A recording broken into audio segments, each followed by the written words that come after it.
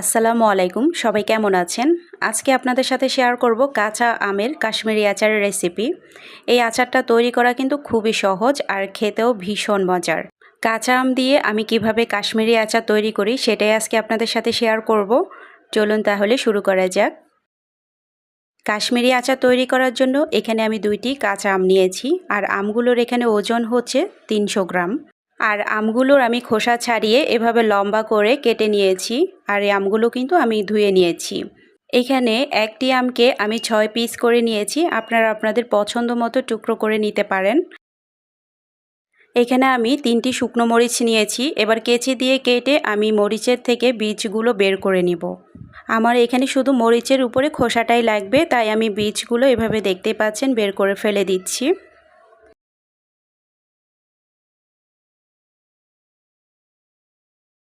আর মরিচের চামড়াটা আমি এভাবে ছোট ছোট করে কেটে নিচ্ছি।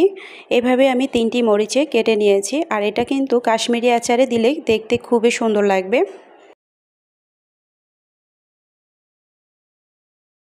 একটি ফ্রাই প্যানে আমি কিছুটা পানি ফুটিয়ে নিয়েছি। এখন কেটে রাখা সেই আমের টুকরোগুলো আমি পানিতে দিয়ে দিলাম। এই আমগুলোকে পুরোপুরি সেদ্ধ করে নেওয়া যাবে না, আমি কিছুটা সেদ্ধ করে নিব। আর বেশি সেদ্ধ করে নিলে কিন্তু এই আমগুলো একদম ম্যাশ হয়ে যাবে, তাহলে কিন্তু খেতে ভালো লাগবে না। আর এইভাবে আমগুলো আমি 5 মিনিটের মতো সেদ্ধ করে নিয়েছি। এখন আমি আমগুলোকে পানিটা ঝরিয়ে উঠিয়ে নিচ্ছি।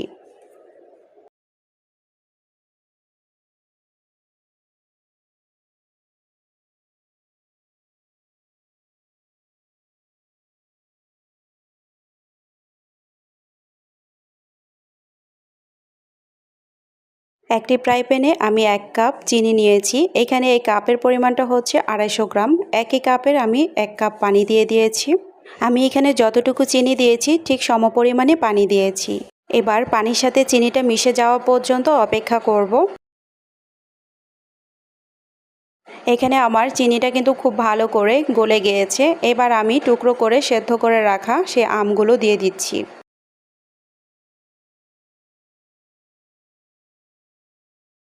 এবারে আমগুলোকে আমি চিনির সাথে খুব ভালো করে মিশিয়ে নিচ্ছি। এভাবে 2 থেকে 3 মিনিট আমি একটু নেড়েচেড়ে মিশিয়ে নিয়েছি। এবার দিয়ে দিচ্ছি কেটে রাখা সেই শুকনো মরিচগুলো। আর এরকম শুকনো মরিচ দিলে আচারের মধ্যে খুব সুন্দর একটি ফ্লেভার আসে। এবার এখানে আমি সামান্য একটু লবণ দিয়ে দিয়েছি আর এই লবণের কারণে এই আচারের টেস্টটা খুব ভালো আসবে। এখন আমি আবারও এই আচারগুলো খুব ভালো করে নেড়েচেড়ে মিশিয়ে নিচ্ছি। 5 মিনিট আমি এভাবে আমগুলোকে জাল দিয়ে নিয়েছি। এবারে আমগুলোকে আমি ঢাকনা দিয়ে দিব, তাহলে আমগুলো পুরোপুরি কিন্তু সেদ্ধ হয়ে যাবে।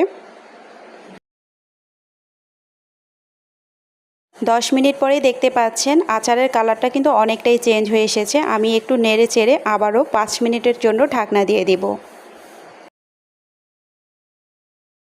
আর 5 মিনিট পরেই ফিরে এসেছি। দেখতেই পাচ্ছেন আচারের কালারটা কতটা চেঞ্জ হয়ে গেছে।